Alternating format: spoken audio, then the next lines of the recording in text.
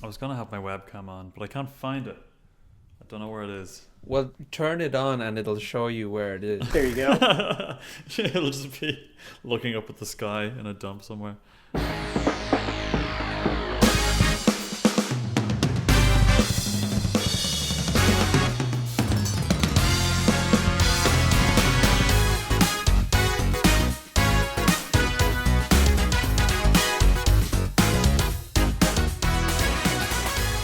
Did recording for a voiceover for a documentary in a friend's house, and we got 4 mattresses. I built a teepee out of mattresses, and my wife was inside with a microphone doing the voiceover. So it worked great. It worked perfect, but it looked ridiculous. Maybe I should get more mattresses. They're cheap. Yeah. I'll just buy 4 mattresses. Mad thick ones. Yeah. Yeah, exactly. King coil mattresses. So, the perfect recording studio is a padded cell. Yeah, exactly. All the best stuff happens there. Hello and welcome back to the Studio Meala podcast. Welcome to my new echoey studio. It's going to sound like this forever now until I fill it up with cushions. Forever. But we're back after 5 months. Oh, help me out here. I don't know how many months. No, you got to assume the listeners, the last one has just ended and they're on to the next one. So, you can back. say fair we're play. back See, yet another. I'm saying daily. I'm saying this for the people who have binged it from episode 1 and they can hear it from one episode to the next. We both sound like 1,000 years old for some reason. The next week. Back. Yeah. I'm joined as always by Owen O'Donnell. Hello, Owen. Hello, Sean. Thanks for having me. Are you well? I am well. Glad to be back. Shut up. More importantly, we are joined by the incredible Paul McGrath. How are you, Paul? I'm good. Thank you for using my full title as well. Yeah, Paul is a multi-talented guy, animator, director, but with Studio Meala, with some of the projects people might be aware of, you've been a cleanup supervisor on a few projects with us now. 4 now, yeah. 4 now, yeah. I think the first one was one that I can't remember if we're allowed to mention or not. It's not out yet, no. I keep on Googling to see when it's out. Yeah. But if it turns out we can mention it, I'll add in some sort of robot voice saying it now. Well, actually, no, Owen will do that because he edits it. But that would have been in 2020? It was all of COVID, actually. Yeah, pretty much. Yeah. It was our first big series. But then after that would be Kizazimoto, which we can talk about. Yes. One of the Disney anthology projects. I think, were you on Hatima or Makuzi? I can never remember who was on what. Makuzi. I did a little bit on Hatima just to give a dig out every so often. But no, I was on Makuzi for the full whack. Amazing. I don't know if have we talked about Kizazimoto on the podcast, Don? We might have. I've just got no memory. Was that out when we last? I don't think it was. It's been ages. Probably oh my god, not. Okay. Maybe this would be a good time to say... Yeah, Paul, hang on a second. I'll be quiet.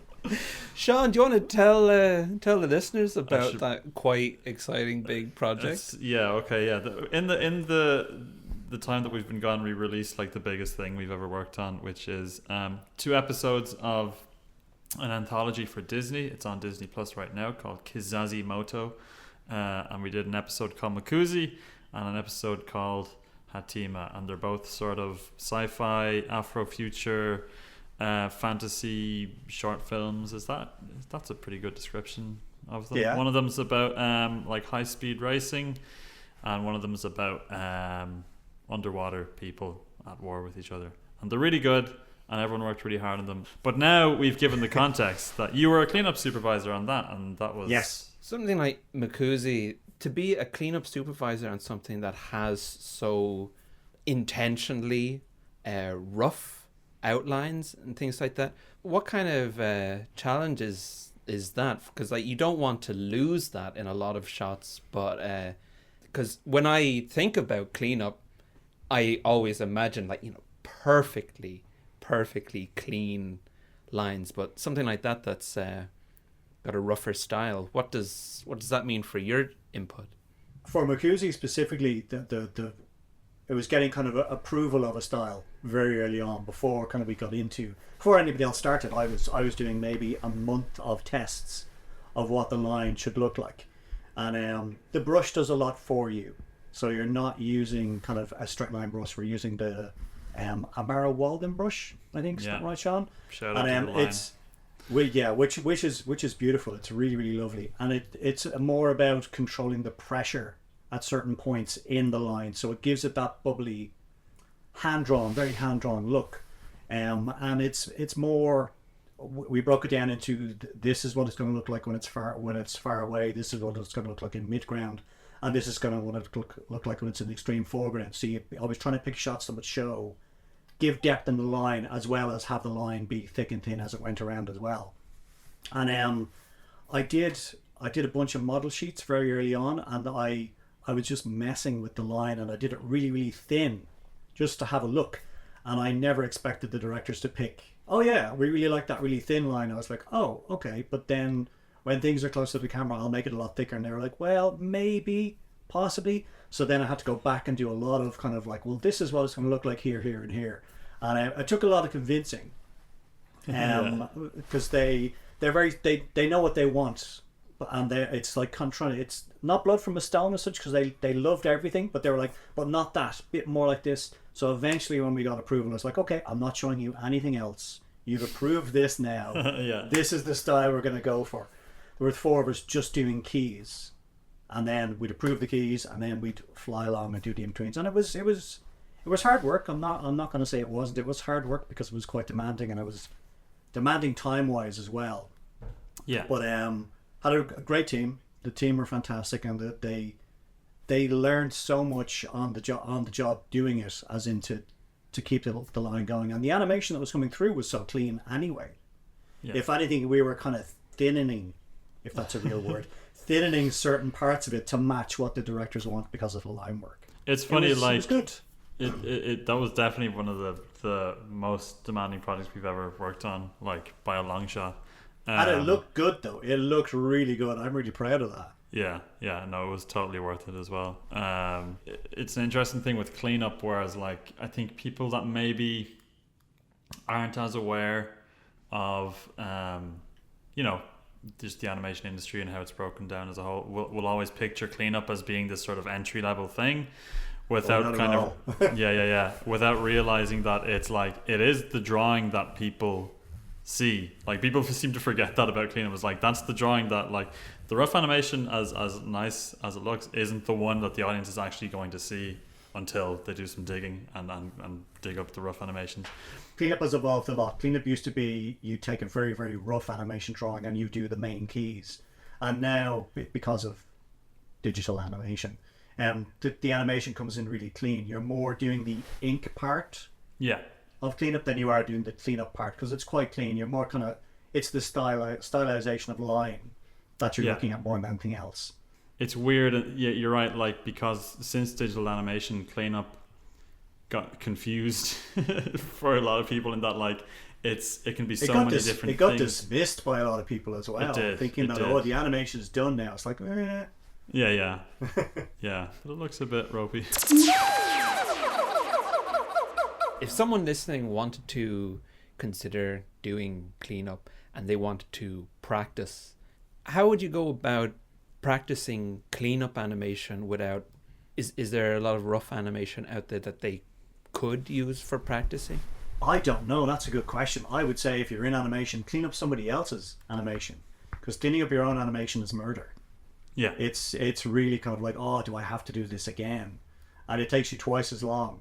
And anytime if a shot gets sent back and it needs a retake, I don't give it to the same person who cleaned it up. I give it to somebody else, because it'll be done twice as fast as it would be by the person who was doing it the first time. So yeah, if you're in animation, clean up somebody else's shots. Don't clean up your own shots, because you won't enjoy it at all. And also, you'll have too many opinions about your own stuff as well. So it's murder to clean up your own work. And if you don't have access, I would suggest doing it in pen and paper first as well. Just ink your own drawings, ink stills. Get used to one sweeping arc if you can. I know everybody's so used to just double tap and you undo. But start practicing on paper and get the flow and get your arm working properly, and ruin a lot of drawings. Be willing to ruin a lot of drawings, and then eventually go, oh, I can get the hang of this. Because it rely, and I've done it 3 or 4 times myself. I draw on paper all the time as well as digitally, but I still double tap the page, thinking I can undo that and go, I can't, and I have to figure out a way of fixing it. So I would always say start on paper first and get the drawing skills, because you do draw differently on paper than you do on an iPad or a big screen. It's psychological. So you can't zoom in. Ink your own. Yeah, you can't zoom in. Big thing. And what I even saying when I'm telling people about cleanup digitally, don't zoom in more than 150%. I don't care, because you're not going to see it. You're not going to see how that line looks compared to the line beside it. So when you zoom out and go, oh my god, it's ridiculously thick, or it's too thin, then you end up doing it again. So yeah, say that to like second last year of college me, because I used to zoom in so much that you could only see 4 pixels, like an entire screen. And then you're like, why is it so blurry? Yeah. You've been in animation long enough to see the change from working on paper to digital. I'm that old, yeah. But that's all I wanted to say. No, I'm curious, did you see much reluctance to adapt from people around you? Because you seem to have adapted perfectly well, but I imagine a lot of people just weren't willing to. I remember being, I went to Ballyfermot a long time ago. I remember being at Ballyfermot and the 3D course was only starting, and the arrogance of all of us 2D animators going, they're wasting their time, it'll never take off. And lo and behold, we've all been replaced. As soon as I could get to a computer and actually draw on a computer, I ran at it. I thought it was going to save me so much time. And each iteration of software that has come along, I'm like, oh, this has made my timeline of being able to make something myself. I worked in a frameworks 20 years ago, and it was all on paper, and we had to scan everything, and then we had to digitally ink and paint it in Photoshop because we couldn't afford the bloody software to do it any other way. And then we had to bring all those frames to a post-production place, and the place we could do it was in England, all this type of stuff. It was crazy. I did a frameworks 2 years ago, and it was me and 3 other people. Yeah. And whereas that time we spent 1.5 years working crazy hours, and the amount of people we had to beg, steal and borrow from, and please can you do this, and it was only 5 minutes long, and the amount of shots and the stack of paper in my house at the end of the year, it was ridiculous. And 9 to 5, did a framework, 7 minutes long, 4 people, and it's all on a tiny little hard drive. It was easy. And the advancement of technology and it's even quicker now to do it. And as soon as I could do things faster and easier, and not with less people, but with less mess of people, I jumped at it. So even I spent the last 2 days in Procreate Dreams going, oh, this is going to be so much easier. And it's not. It's just another tool.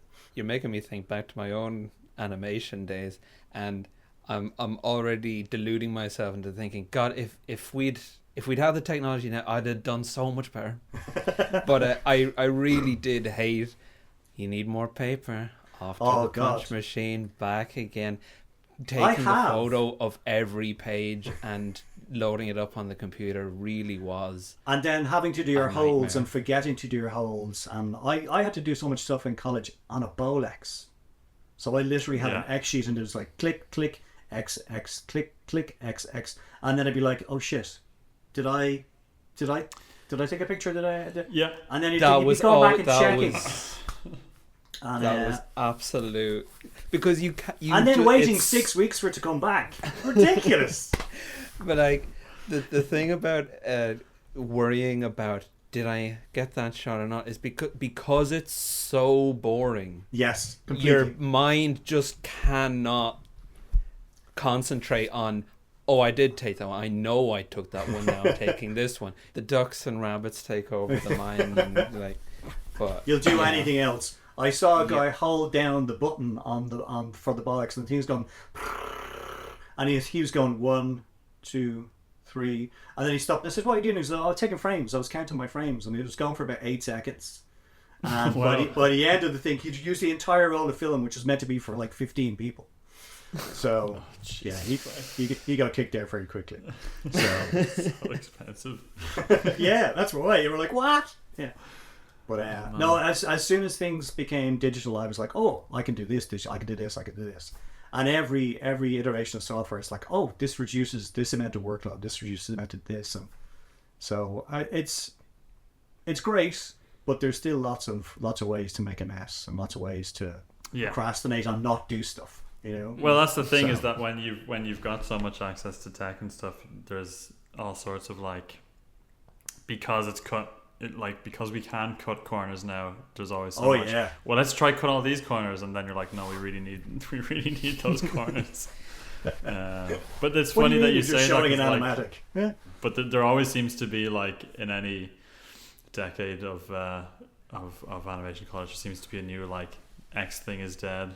Do this now instead. I don't want to name names, but somebody in cleanup who I was talking to in the last 6 months or so was told by a lecturer, "You're wasting your time. Nobody does cleanup anymore." And I was like, well, you know, that's wrong. Scribbles are in. Yeah. Have you ever experienced yourself or seen an animator and a cleanup artist unhappy with each other, like an animator feeling that a cleanup artist has sucked all the life out of the soul or whatever and ruined their work? Possibly, yeah. I've seen a few people who've thrown tantrums and said they wanted their name taken off projects. I won't name names. I was working in a place before, good few years ago now, and and this was all on paper. I was handing out the shots, and I was going through the shots before I handed it out, and I was like, oh, I think the animator has actually missed drawings. This is a character walking across the scene, and they had 2 drawings which just looked like squiggles on either side of the page, and a timing chart going across, and there's like 42 drawings, no breakdowns, no kind of rough in-betweens, nothing. And I gave it back and said, you know, I think you missed the drawings. And 5 minutes later, he threw it at me over his desk to my desk and said, no, that's perfectly fine. He gave you a storyboard, basically, or a thumbnail. Kind of, yeah. And I was like, well, I don't want to tell tales out of school, but I'm going to have to bring this to the director. I said to him, I'm going to have to bring this to the director and go, you know, I can't give this to somebody in cleanup because there's nothing for them to clean up. They're not, they need keys. And he said, the director's already approved it. I was like, oh, okay, then absolutely, that's fine. I said, I'll do it. I won't give it told to him somebody else. myself. And so I did it, and I did it really, really badly. I cleaned up his terrible drawings, and then I submitted it as finished work, and the director was like, what the hell is this? And I'm going, it's his animation. Yeah. And he threw a wobbler and stormed around, but he had to do it again. I wasn't going to pass it off to somebody else and have it be their fault. Yeah, so, exactly. Yeah. I just love the idea of like, please clean up my lack of drawings. my 16-foot scene that I'm going to get paid X amount of money for, and you're only going to get paid per drawing. I was like, no, I'm not having that. Yeah. And, but there used to be in the olden days big kind of animosity between cleanup and animation and nearly all departments, but it was bred that way. It was good for oh well, if you want to be in animation, you have to suffer these things first, and it was terrible. It was not nice at all. But it was bred that way, as if like you have to earn your way up to this, and it's really unfair. And a lot of people who would be great at the job left because they were like, I'm not dealing with this shit. Really. Yeah. So. Yeah. It's not like that. It's certainly not like that in my experience in Meala. It's always been very, very good. One of the things that's always animated so well in all stuff is that if a character is really angry, you know, like a Donald Duck or, you know, a similar like big tantrum, and it's like, it must be because the animators had so much reference. They just had to look around the office. Yeah, they just shout something at cleanup and then they go, oh yeah, we'll draw it like that. Amazing.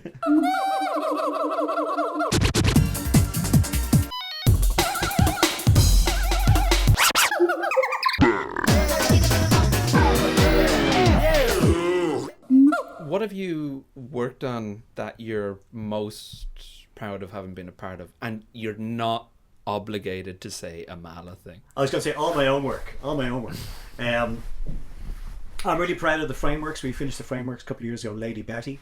Yeah. It's just finished its festival run. You can watch it on the Film Board website, or it's on Omeletto.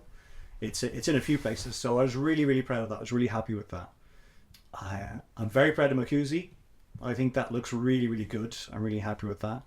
I've made a bunch of short films and a couple of feature films, documentaries and things with my wife. I'm really proud of them as well. So I'm proud of all my work. There's an all-rounder.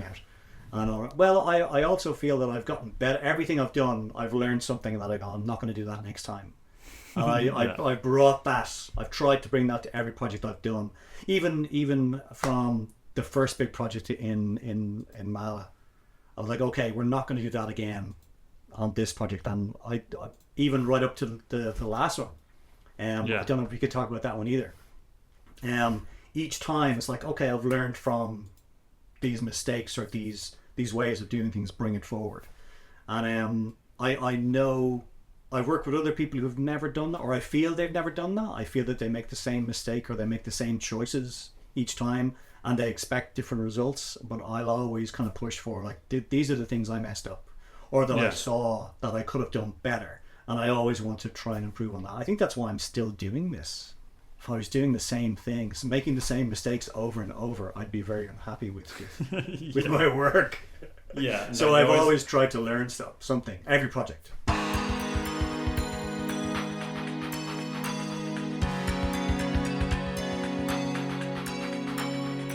It's so strange to think that animation being such an inherently collaborative process. The team has to work together. Tantrums or not, at the end of the day, it's only going to be done with collaboration. Absolutely, but there's lots of people who are like, you're working for me. Yeah. You're doing this for me. You're doing this for my company.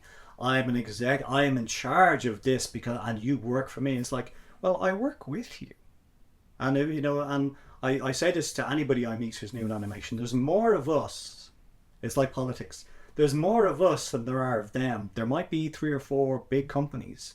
Yeah. But they employ hundreds of us. And we should be demanding to be treated better and treated fairly. And it's a reason why I haven't worked on big projects, because I went in the interview and I'll be interviewed for bigger studios. Oh, this is the type of thing, is like, I don't work past 5 o'clock. Yeah. And they're like, what? Yeah, it's 9 to 5 or it's 10 to 6, whatever you want, but I won't work past. I don't do overtime. Oh, well, it's really needed sometimes, and the company ethos is like this. Is like, well, your scheduling is not my problem. If you can't schedule a project for 50 people to do it from 9 to 5, Monday to Friday, then hire me and I will do that for you, because I know how to do that. But if you're going to expect me to be every 6 weeks, work Friday night, half day Saturday and Sunday, and come in on Monday because you just can't schedule a project to be finished in 15 weeks, that's not my fault. That's your fault. I was like, thanks for coming to the interview, Paul. We won't be giving you the job, So, but so, and it's why there's so many people in animation who are not over 40. Yeah. Animation's a very young industry, because at a certain point you go, I'm not going to take this anymore. I want to have a life on the weekend. I want to meet my friends. I want to buy a house. I want to have a mortgage. I want to do these things. And you can't in animation, because it kind of cripples you. You're let go every 8 weeks, or you let go every 6 months. Yeah. Those companies are still churning work out 52 weeks of the year. So, especially when it's being put down as ethos from the start point, like from the viewpoint, it's kind of crazy to be like, our company culture is overtime. Yeah. So, because if the schedule is expecting overtime, then there's probably going to be overtime added to that as well. Oh, completely. I've seen production schedules and I'm going, so this is a 7-minute show and you want it done, and it's being done whatever in Toon Boom or Harmony or whatever, and you think you're going to get 30 seconds a week out of everybody in this room. So there's not enough people here to do that. And they're like, oh no, yeah, we've done it before. And then you find out that it's every Friday everybody's there till 10 o'clock at night. It's like, that's not right. And if you know that from the first episode, you should be able to program it for every episode after that. You need more time. It'll either be we've done it before and you find that out, or it's we've done it before, but the done it before was a completely different show, different with a style, different pipeline. different show. Yeah, you like we've did it before on this show that was just stills for 7 minutes. and it's, I say the same in cleanup. Throwing people at the problem isn't going to solve it, because you need people who know how to fix the problem before it even starts. And if you suddenly go, oh, we did enough people to do the cleanup on this for 10 minutes. Well, I'll give you 10 more people. Do those 10 people know how to do cleanup? Yeah. There's a standard that it's required to bring it through to ink and paint so that they can finish it on their schedule. So, or even like on this show, because like every show is so weird and everything's different. different. Yeah. It never works. I'm getting complaining and political now. Sorry. No, it's fine. Like, these things need to be talked about. It's a problem that hasn't gone away, and I think it's kind of built in. It's built into the industry for a big part of it. And it's changing now. I mean, people are being a lot more vocal and complaining about it and doing things about it. But for a long time, if you work in animation, you just expect it to go overtime. That's it. And I did it for years. I'm not saying that I gave it a go. I did it for a very long time, until a certain point it was like, you know what? I don't think I've had a meal that hasn't been at my desk in a couple of weeks. Yeah.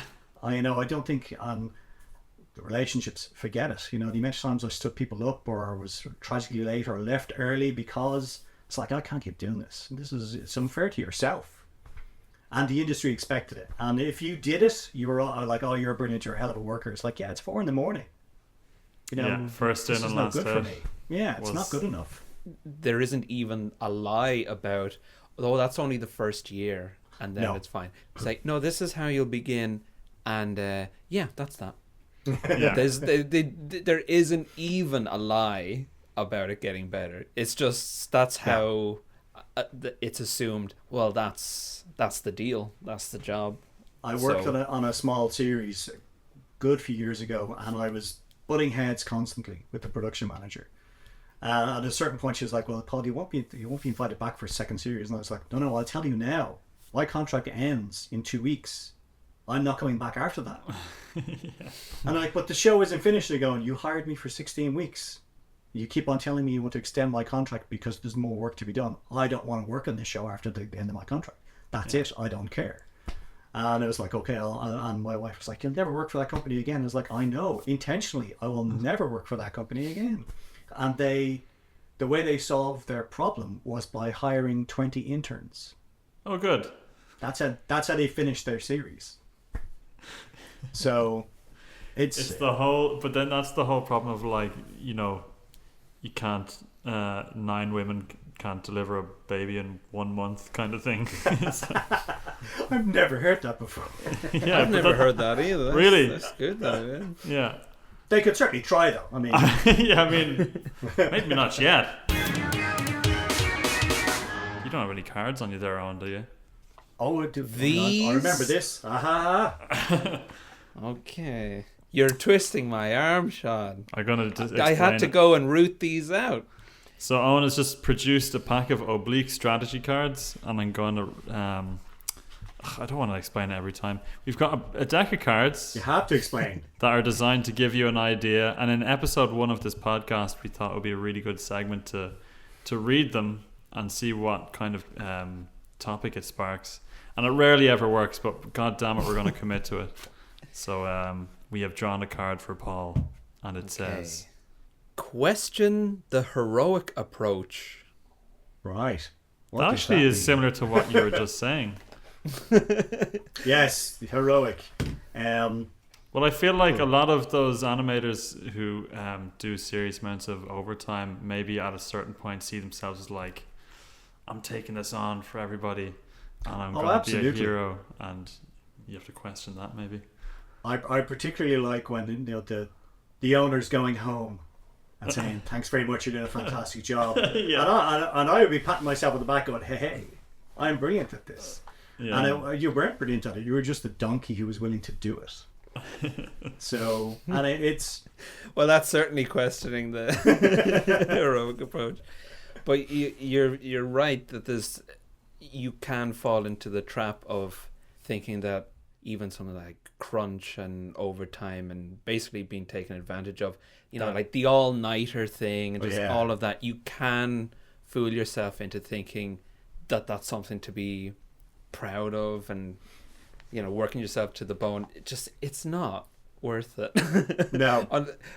Unless you are just finishing some personal thing that, like, maybe you've climbed that mountain, maybe, but or even or if you're like maybe like a surgeon, if you're like literally operating on a person. It's 5:00. I'm going home. Yeah, stitch him up.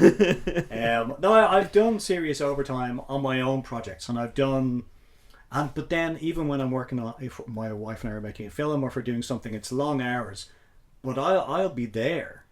I'm the person paying everybody to be there. I'll be there with them.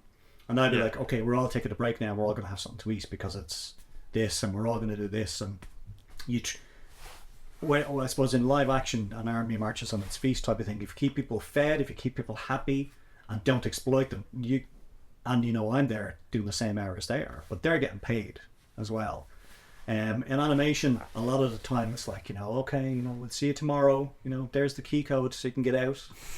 Bye. And I did that for years. And to a certain point, it was like, you know what? I'm not getting the benefit of this, and it's not as if I'm getting better at my craft by killing myself doing it. So your hands are turning into dust. Yeah. And the whole draw every day thing, I think that's bollocks. Sometimes you just need to not draw and relax and do something else. Because if you try and draw every day, you're going to learn to hate it. But you've also got no experience to draw from as well. Like, it's the whole or draw rubbish. I have countless sketchbooks which I'd never show anybody because it's like stick man and bad drawings of people at the bus stop. So just draw for what you want, not for what you think you can get out of it, because you'll get better by doing it naturally instead of just forcing yourself to do it. Yeah, there you go. That's wise words. My 2 pennies. Question the heroic approach.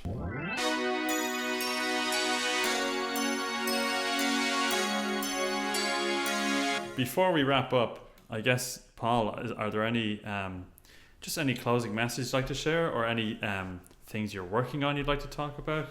I'm working on a few things, but I can't actually talk about any of them. Okay. It's all developmental stuff, and it'll either go really well or it'll be just like, I don't want to talk about that anymore. I'm flogging cards. Yeah, flog your cards. I'm flogging satanic mass cards. These are good. Do you obviously know Owen mass cards? Yes. I'm selling satanic mass cards. So somebody, if you get one of these cards, somebody has said a satanic mass for you. So somebody you dislike, something bad will happen to them. They will lose their car. Something small and bad. Nothing horrific now. Nobody goes to prison and nobody gets killed. But somebody might wet their pants in public, or walk on a Lego brick in their stocking feet, or lose their suitcase or something. So there you go. I love bad things happening to people I hate. There you go. I've got 10 cards that you can buy on my website. I did that earlier on in the year, just as a something to do between. Well, no gigs. better time than Christmas, which absolutely. Satanic mass cards aren't just for Christmas; they're for all the time. And so, where can people find that?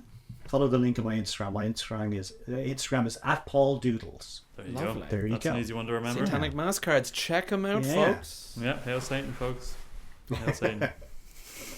Speaking of selling stuff, yes. Sean, is there anything you'd like to say? Oh shit! Am I? Yes. Keep an eye out for t-shirts. Just in general. Just if you're out and about and you see a t-shirt, try it on. You might like it. We'll soon be releasing some Studio Meala exclusive t-shirts. Lovely. I'm not going to reveal what the design is yet, because I've put a lot of work into a video that reveals that. But by the time this podcast is out, that might have already released. But do you know what? I'm not going to promise that, because this is either going to come out before this or after hype Christmas. Train is at the station. Is do it not boarding? Do not Is edit it a leaving? second of this. Is all staying in. Look, there's going to be t-shirts, and you should buy them and a packet of Paul's satanic mask cards for all your friends for Christmas. Bye. Bye. And I speaking did- of bye. Yeah. Speaking of this, bye. Yeah. Bye. Bye. Thanks for having me. Bye bye. Paul, it was a Thanks pleasure. so much. So there's music fading in right now, and then Oh God, why are we so bad at making this podcast? No. there you go. That's a good Someone ending. must have bought a satanic mask card to curse the podcast. No.